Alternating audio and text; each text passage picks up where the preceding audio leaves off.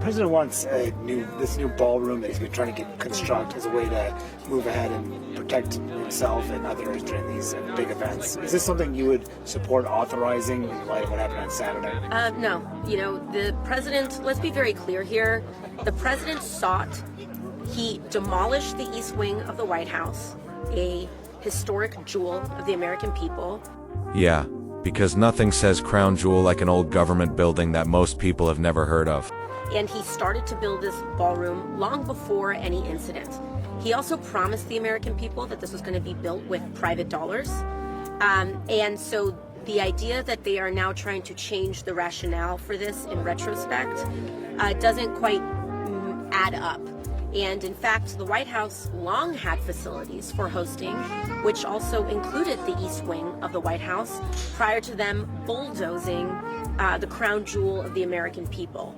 And so I don't believe that in an era where they are jacking up prices on the American people. I've watched the price of my wet food go up 14 cents. I consider it an existential crisis.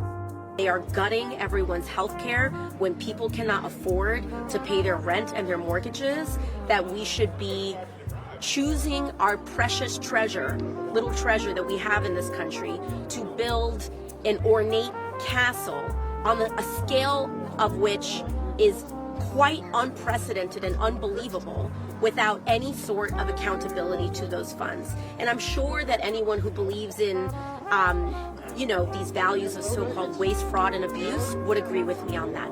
AOC is wrong about a lot of things. She is not wrong that the numbers don't add up and the story keeps changing. The American taxpayer deserves better than a moving target and a massive bill for something they were told was already funded by private donors. Besides, the real mystery is what's in the bunker beneath the ballroom.